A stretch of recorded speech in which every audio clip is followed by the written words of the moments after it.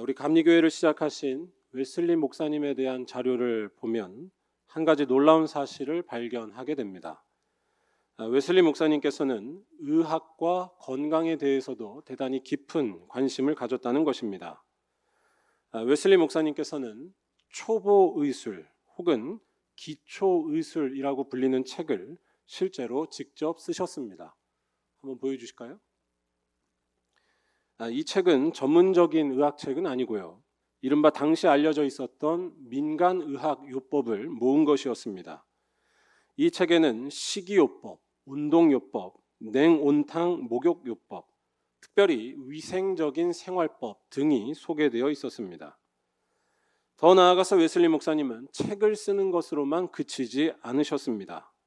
놀랍게도 웨슬리 목사님은 직접 의료기기를 만들기까지 하셨습니다. 바로 전기로 하는 치료기였습니다. 이 전기 치료기는 신경통이나 근육통을 완화시키는 데 도움을 줬다라고 알려져 있는데, 지금도 영국 런던에 있는 웨슬리 채플에 가면 이 전기 치료기가 전시된 것을 볼 수 있습니다. 평생 기도만 하시면서 영혼 돌보는 일에만 관심 쏟았을 것 같은 웨슬리 목사님이 이러한 일에도 관심을 쏟으셨다라는 것은 대단히 놀랍습니다. 웨슬리 목사님의 이러한 모습은 결국 그가 가졌던 신앙 고백을 보여준다고 할 수 있습니다. 신앙은 영적인 일에만 국한되지 않는다는 것입니다. 구원이란 병든 영혼만 치료하는 것이 다가 아닙니다. 우리들의 병든 몸까지, 아니 병든 사회까지 치료하는 것이 진정한 구원이라는 말씀입니다. 신앙적인 용어로 말하자면 영과 육은 서로 구별되고 나뉜다라고 하는 영육 이원론을 배격한 것이면서 동시에 전인적인 구원을, 즉 영혼과 육체 모두에 대한 구원을 말씀하신 것이었습니다. 웨슬리 목사님께서 주로 만나고 신방했던 이들은 산업혁명 시대에 의료 혜택을 받지 못했던 많은 가난한 이들이었습니다. 이들은 만성적인 병에 시달렸습니다. 이들을 위해 웨슬리 목사님은 단지 영혼만 놓고서 기도하지 않았습니다. 아니, 영혼만 건강하다고 해서 모든 것이 해결되는 것이 아니라고 봤습니다. 웨슬리 목사님은 이들의 몸의 건강을 위해 간절히 기도했습니다. 그리고 그 방법을 찾기 위해 구체적으로 노력하기까지 했습니다. 그 노력의 결과 중에 일부가 방금 소개해드린 책과 치료기였다라는 것입니다. 웨슬리 목사님께서 쓰셨던 이 책은 23번째 판까지 출판될 정도로 인쇄가 많이 됐었는데요. 당시 가난한 사람들의 위생과 건강을 향상시키는데 획기적인 도움이 됐다고 합니다. 또한 전기 치료기를 가지고 신방을 다니시면서 아픈 사람들에게는 일종의 물리치료를 받게 해주셨는데 이것도 큰 도움을 줬다고 합니다. 더 중요한 것은 웨슬리 목사님께서 이러한 활동을 하실 때 주변에서 무시하기도 하고, 또한 웨슬리 목사님 몸이 스스로가 많이 아프기도 하셨었지만 그럼에도 불구하고 끝까지 이 일을 계속해 나가셨다는 것입니다. 그냥 기도만 하셔도 될 텐데, 아니 기도만 하면 오히려 쉽고 편할 텐데 그렇게 하지 않으셨다는 것입니다. 거의 의사에 가까운 모습으로 목회를 하셨다라고 볼 수 있는데요. 제가 드리고 싶은 말씀은 목사도 의학 지식이 조금 있어야 한다라는 그런 것이 아닙니다. 진정으로 영적인 일을 한다라는 것은 기도만 하는 것이 아니라는 말씀입니다. 진정으로 영적인 일들은 실제 삶에서 치열하게 이루어지는 것들입니다. 어렵고 힘들지라도 삶 속에서 하나님의 뜻을 구하는 것이 참된 영성이고 믿음이라는 말씀입니다. 왜냐하면 하나님은 영적인 일들만 다스리는 분이 아니라 우리들의 실제 살아가는 삶의 현장을 다스리고 역사하시는 분이기 때문입니다. 하나님은 이 세상 속에서 일하고 계시는 분입니다. 또한 예수님을 따르기 위해서 십자가를 진다라고 하는 이 말은 다른 곳이 아니라 삶의 현장 속에서 십자가를 매는 것이기 때문입니다. 제가 이러한 말씀을 드리는 이유는 오늘 말씀에 나오는 이야기도 이와 비슷한 이야기이기 때문입니다. 오늘 말씀은 이른바 영적인 문제만 해결하면 실제의 삶은 어떤 모양을 가졌다 할지라도 괜찮다라는 이들을 향해서 경고의 말씀을 주는 것입니다. 세례와 성찬이라는 거룩한 의식에 참여했기 때문에 자기 자신은 늘 안전하고 또한 온전하다고 생각하고 있었던 이들, 그래서 우상 숭배에도 거리낌 없이 참여하고 있었던 이들을 향해 바울은 호통을 치고 있었다는 것입니다. 문제는 성찬과 세례에 참여했다는 것이 아니라 실제 삶에서 하나님의 뜻을 쫓아 사는 것에 있다는 것입니다. 즉 예수를 따르기 위해 너의 삶에서 십자가를 지라는 것입니다. 그리고 그러한 삶을 살려고 할 때 하나님께서는 그 모든 것들을 감당할 충분한 힘과 능력을 주신다는 말씀입니다. 오늘 말씀은 고린도 교회의 특수한 상황을 배경으로 합니다. 바로 우상에게 바친 제물에 대한 문제였습니다. 고린도전서 8장을 보면 이러한 상황에 대해 이미 잘 설명해 놓은 것을 볼 수 있습니다. 고린도라고 하는 도시는 한마디로 우상 숭배의 흔적을 피할 수가 없는 곳이었습니다. 시장에서 유통되고 있는 고기의 대부분이 바로 우상에게 바쳐진 제물에서 나왔기 때문이었습니다. 고기를 먹으려고 하면 어떻게든지 우상의 제물과 접촉할 수밖에 없었습니다. 이러한 상황 때문에 고린도 교회 안에서는 분란이 일어났었습니다. 우상 숭배에 바쳐진 이 고기를 먹어야 되는지 말아야 되는지에 대한 문제를 놓고 교인들의 입장이 나뉜 것이었습니다. 이 문제에 대해서 바울은 고린도전서 8장에서 기본적인 답을 먼저 준 바 있었습니다. 그가 주었던 답은 두 가지의 내용이었습니다. 첫 번째, 우상에게 바친 제물을 먹는다고 해서 구원받지 못하는 것은 아니라는 이야기였습니다. 구원을 주시는 분은 오직 한 분, 예수 그리스도이십니다. 그렇기 때문에 우상이나 음식은 아무것도 아니며 우리 믿는 자들은 무슨 음식을 먹는다 하더라도 괜찮다라고 가르침을 주는 것이었습니다. 그런데 바울은 이렇게 신앙적으로 정확한 이야기만 하고 끝나지 않았습니다. 그는 그보다 더 중요한 이야기를 같이 했었습니다.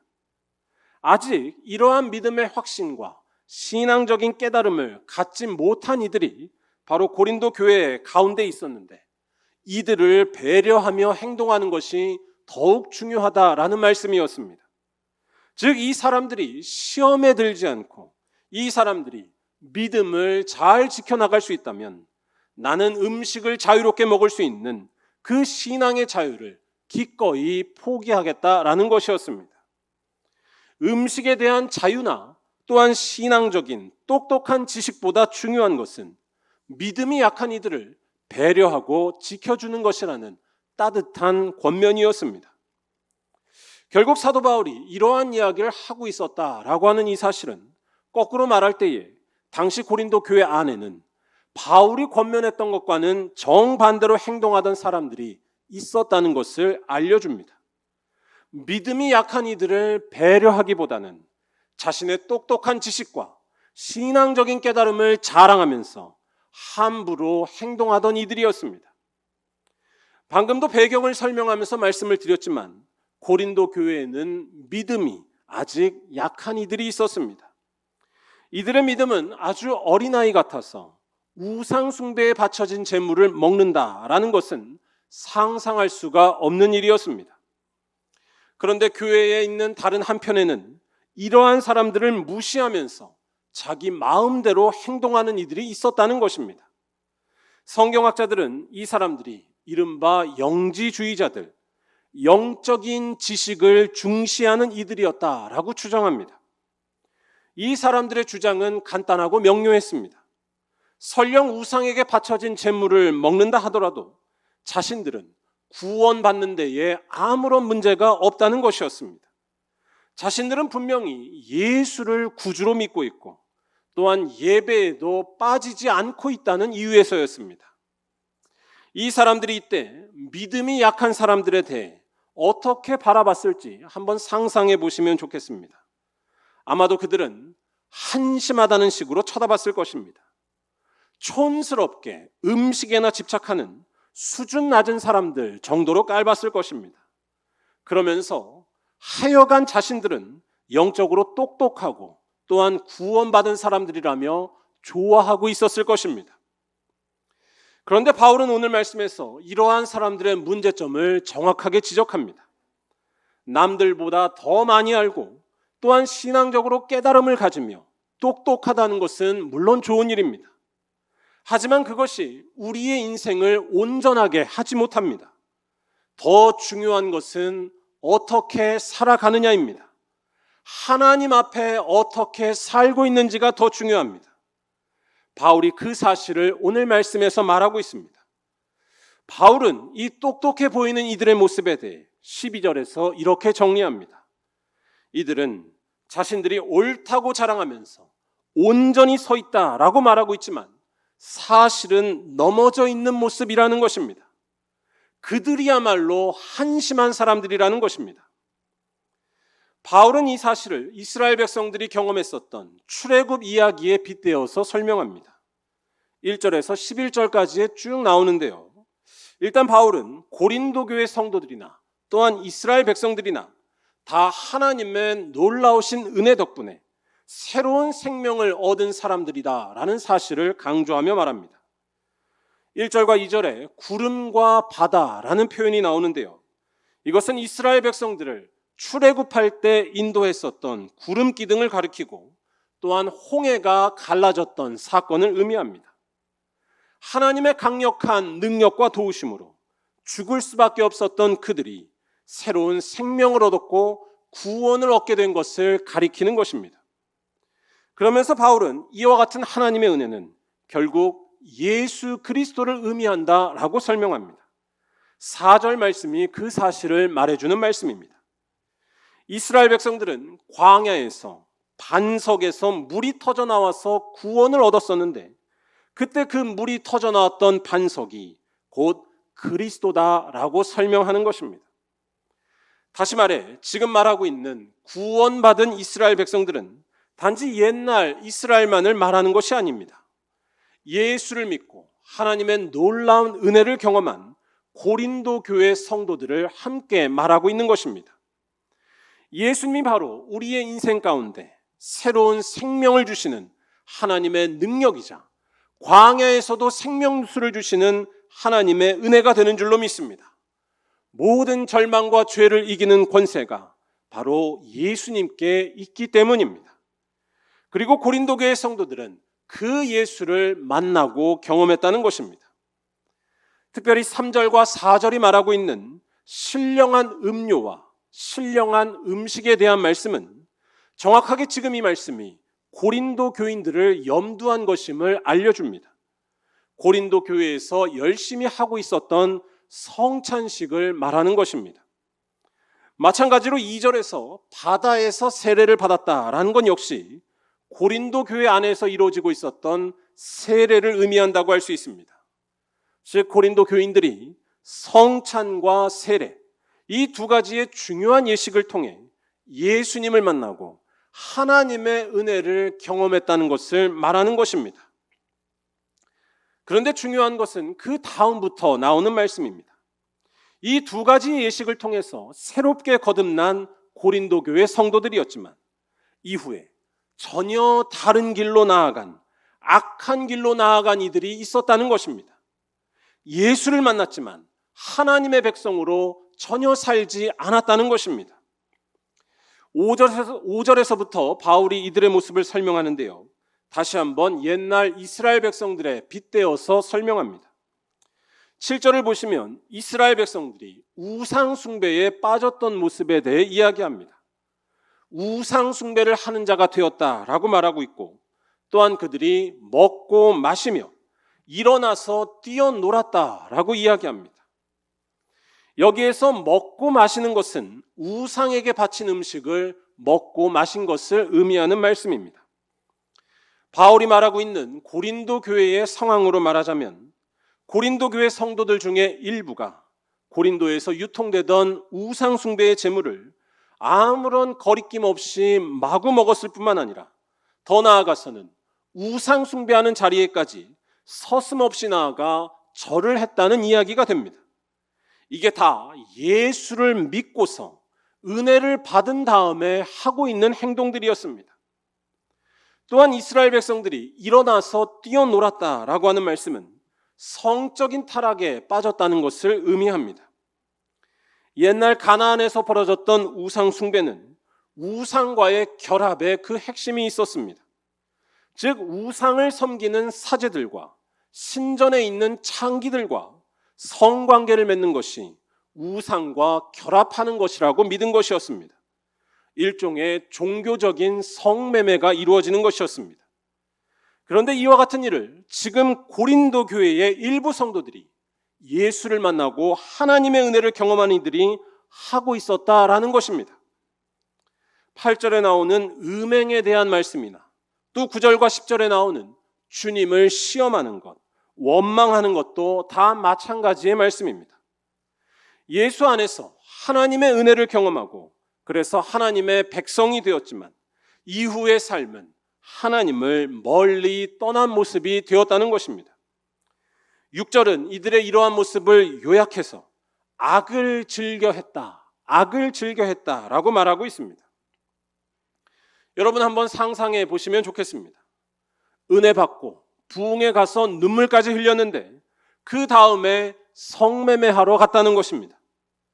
뜨겁게 기도하고 성찬까지 받았는데 그 다음에 주가 조작을 하고 있고요. 보이스피싱을 하고 있고 뇌물을 받고 있다는 것입니다.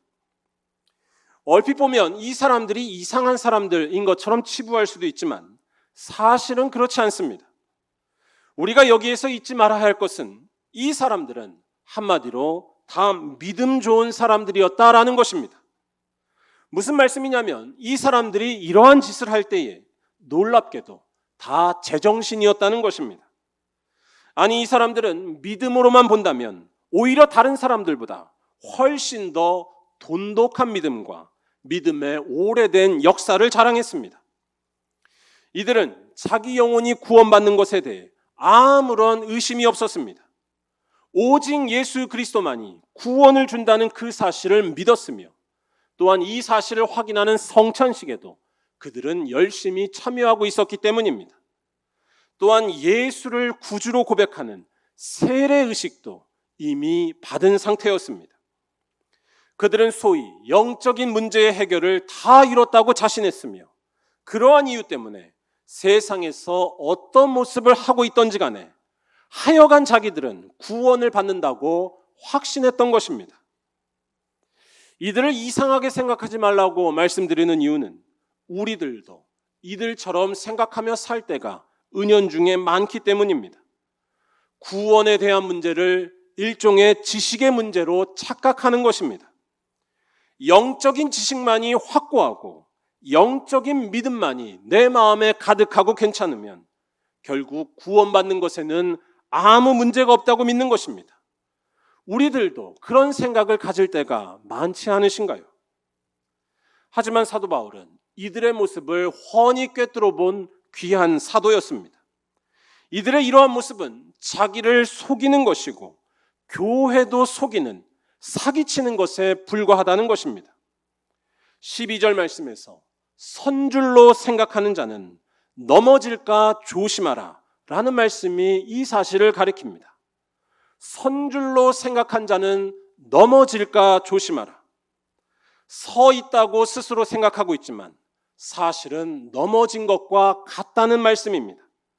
사실은 넘어져 있어서 일어서지도 못하는 아주 부족하고 연약한 상태인데 입으로는 자기는 지금 영적으로 괜찮으니까 아무런 문제가 없으며 서 있다라고 말하고 있는 착각이자 사기라는 것입니다. 요새 하는 말로 정신승리를 하는 중이었습니다. 바울은 왜 이들을 향해서 이렇게 말하고 있던 것일까요? 여기에서부터가 중요한데요. 바울이 이렇게 말했던 이유는 분명했습니다. 이들이 정말로 믿었던 것은 하나님이 아니었기 때문입니다. 이들이 정말로 믿었던 것, 이들이 정말로 집착했던 것은 자기 확신에 불과했다는 것입니다. 구원을 심리적인 확신으로 떨어뜨린 것입니다. 그들에게 신앙이란 관념에 불과했습니다. 그들에게 신앙이란 지식의 하나일 뿐이었습니다.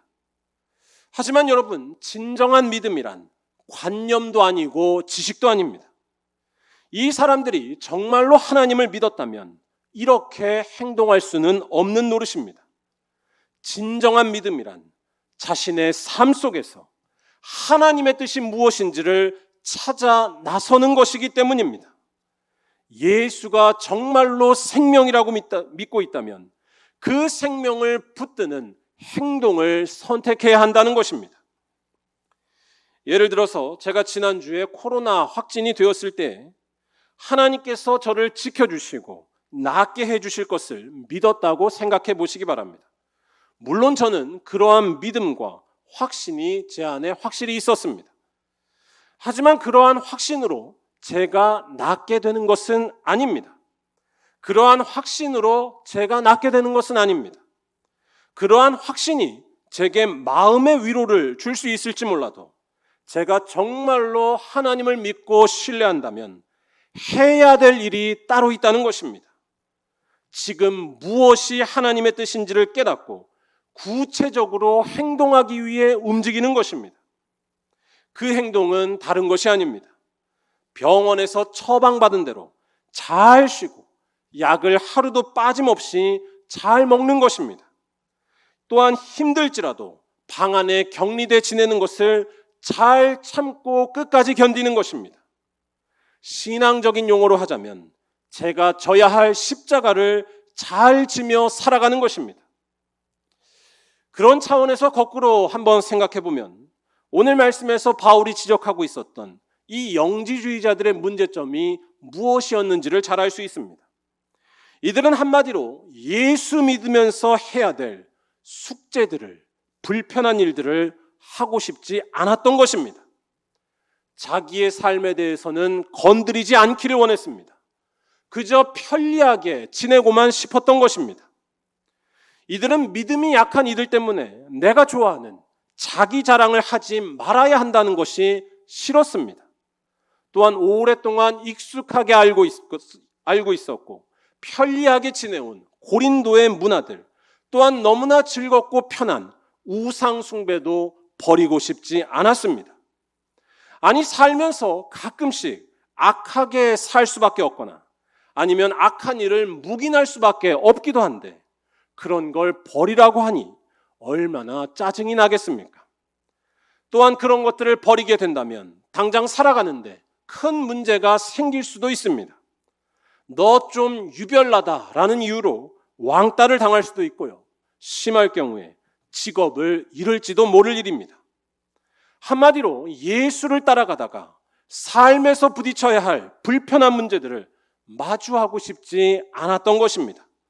바꿔 말하면 십자가를 거부한 것입니다. 그런데 어느 날 그런 것 하나도 하지 않더라도 예수 믿는 것에 아무 이상이 없다고 하는 놀라운 소식이 귀에 들어왔던 것입니다. 그냥 예수를 마음으로 잘 믿기만 하면, 또한 성찬식에 잘 참여하고 세례 받았으면 너가 구원받는데 아무런 문제가 없다고 하는 영지주의자들의 달콤한 목소리였습니다. 예수만이 구원을 주기 때문에 단지 그 사실만 잘 알고 있고 또한 믿으면 오히려 천국에 상급이 있게 된다라는 그 말에 이 사람들은 아주 큰 위로를 받았을 것입니다. 아니, 우리가 잘 아는 말로 은혜를 받았을 것입니다. 이러한 사실을 알게 된 이들이 얼마나 자기들끼리 기뻐했을지 상상해 보시기 바랍니다. 아마 자기들끼리 부흥회하고 난리가 났을 것입니다. 그런데 여러분, 그 결과는 충격적이었다는 것입니다. 그들은 예수를 열심히 믿었지만 동시에 끔찍한 악을 저지르고 있는 괴물 같은 모습이 되고 만 것이었습니다. 겉으로는 번지르르해 보이지만, 우아해 보이지만 속에는 악이 가득했습니다. 즉 이들이 말한 소위 영적인 삶은 다 거짓이었습니다. 십자가 없는 믿음은 마귀의 교묘한 유혹에 불과하다는 것이 드러난 것이었습니다. 제가 한 주 동안 방 안에 갇혀 지내면서 조정민 목사님이라는 분이 쓰신 책을 한 권 봤었습니다. 두란노 출판사에서 펴낸 고난이 선물이다라는 책이었습니다. 한번 보여주실까요? 이 책은 이 조정민 목사님께서 인생을 살면서 얻은 신앙적인 깨달음을 잠언처럼 엮은 책이었습니다. 저는 원래 이런 책을 좀 잔소리하는 것 같아서, 뻔한 이야기 하는 것 같아서 별로 안 좋아했었는데 이번에는 좀 다르게 느껴졌습니다. 이 책에 나오는 말들이 잔소리라기보다는 우리 인간의 삶을 정확하게 바라보면서 하고 있는 오히려 현실적인 말들처럼 느껴졌기 때문이었습니다. 예를 들어서 이 책에 이런 말이 나옵니다. 한번 보여주세요. 패배한 것이 아니라 포기한 것이고 승리한 것이 아니라 견뎌낸 것입니다. 승패는 내게 달렸습니다. 또 이런 말도 있습니다. 내가 대접받기를 포기하는 것은 잠시 고통이지만 내가 대접받기를 갈망하는 것은 평생 고통입니다. 또 이런 말도 있습니다. 오늘 하루가 생의 마지막 날이라면 뭘 하고 살겠습니까? 많은 사람들이 대답합니다. 더 사랑하고 다 용서하고 떠나겠습니다. 그런데 왜 꼭 마지막 날에 그래야 합니까? 참 좋은 말들이었는데요. 저는 이 말들을 보면서 무엇보다 우리 삶에 대한 새로운 시각이 느껴져서 좋았습니다. 방금 읽은 내용에도 잘 나와 있지만 이 책은 우리의 삶이 늘 선택의 연속이다라고 소개하고 있습니다. 우리의 삶이 늘 선택의 연속이라고 소개하고 있습니다. 포기할 수도 있고요. 견딜 수도 있습니다. 사랑하고 용서할 수도 있고요. 그렇지 않을 수도 있습니다. 그리고 이러한 사실을 바꿔 말하자면 우리의 인생을 보다 온전하게 하는 길을 우리가 분명히 선택할 수 있다라는 뜻이 됩니다. 저는 이러한 가능성을 말하는 이 책의 내용이 꼭 하나님에 대한 말씀처럼 느껴졌습니다. 무슨 말씀이냐면 우리들이 힘들고 어려워도 주님의 뜻을 따르는 길을 선택하려 할 때 주님께서는 우리들에게 힘을 주시고 능력을 주신다는 것입니다. 예를 들어서 이 책에 나온 또 다른 내용 중에 이러한 내용이 있었습니다. 용감한 사람이란 두려워하지 않는 사람이 아니라 두렵지만 그 두려움보다 더 큰 이유 때문에 행동하는 사람입니다. 두렵지만 그 두려움보다 더 큰 이유 때문에 행동하는 사람입니다. 여러분, 우리의 모습을 보시기 바랍니다. 우리는 용감해지기가 쉽지 않습니다. 두려운 것이 너무나 많고 용감해지려면 포기해야 할 것이 너무나 많기 때문입니다. 하지만 그럼에도 불구하고 용감한 사람이 될 수 있는데 그 이유는 두려움보다 더 큰 이유를 발견하고 행동할 수 있기 때문이라는 것입니다. 저는 여기에서 하나님의 개입과 하나님의 역사를 느끼지 않을 수 없었습니다. 우리가 어떻게 두려움보다 더 큰 이유를 발견할 수 있을까요? 어떻게 두려움보다 더 큰 이유를 우리가 발견할 수 있겠습니까? 또 설령 발견한다고 해서 우리가 어떻게 행동까지 할 수 있을까요? 그 이유는 우리들 자신에게 있지 않습니다. 그 이유는 우리를 도우시는 하나님께 있다는 것입니다. 하나님의 뜻이라는 두려움보다 더 큰 이유를 발견하게 하시고 또한 그것을 행동할 수 있도록 성령께서 도우신다는 말씀입니다. 우리는 이 사실을 믿고 살아가는 사람들입니다. 오늘 말씀에서 바울이 말하고자 했던 결론도 마찬가지입니다. 여러분, 오늘 말씀 13절을 잘 보시기 바랍니다.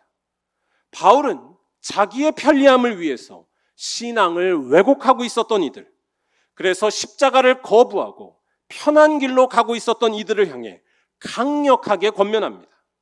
바로 하나님께서는 우리가 하나님의 뜻을 위해 살아가다가 때때로 고통과 시련을 당할 때에 그 모든 것들을 다 이겨낼 힘을 주신다는 것입니다. 십자가를 지고 나아갈 때 능히 감당할 힘을 주시기 때문에, 아니 감당할 만큼의 시련과 아픔을 주시기 때문에 그 길로 나오라고 초대하고 있는 것입니다. 우리 다 함께 이 말씀을 한번 세번역 성경으로 읽어보도록 하겠습니다.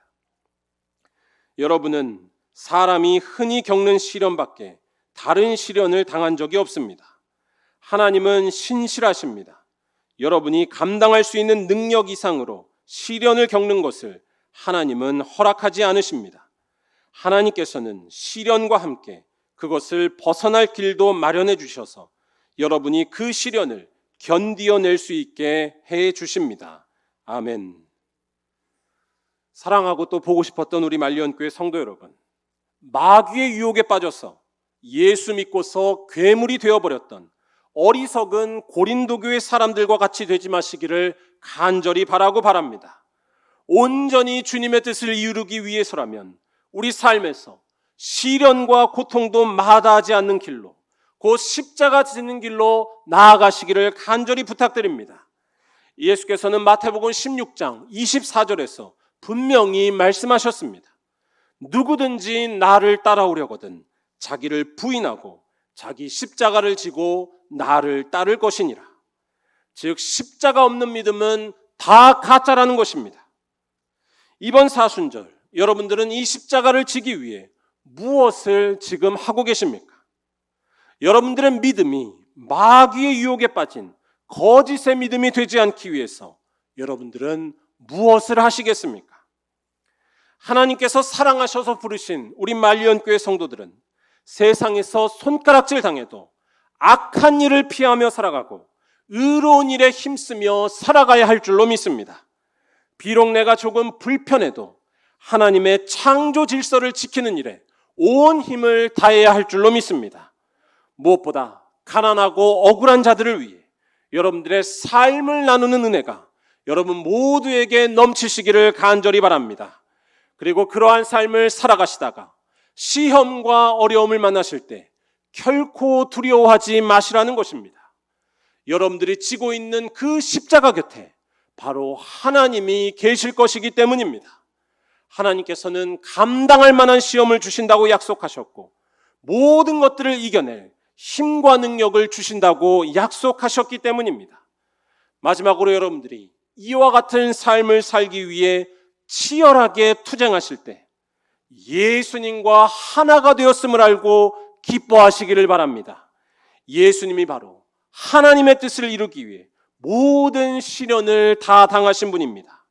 하지만 예수께서는 그 모든 시련을 이기셨다는 것입니다. 그는 3일 만에 부활하셨습니다. 다시 말해 우리가 삶 속에서 하나님의 뜻을 찾고 이루기 위해 애쓸 때에 이것은 예수와 하나가 되는 놀라운 일이 되는 줄로 믿습니다. 십자가 지는 자리가 바로 예수님과 함께하는 자리고 부활이 약속되어 있는 놀라운 복의 자리라는 말씀입니다. 바라기는 이번 사순절 이러한 믿음을 가지고 참된 신앙에 이르기 위해 더욱더 십자가를 지고 가는 말리언교회 모든 성도들이 다 되시기를 주님의 이름으로 간절히 축원합니다. 기도하겠습니다.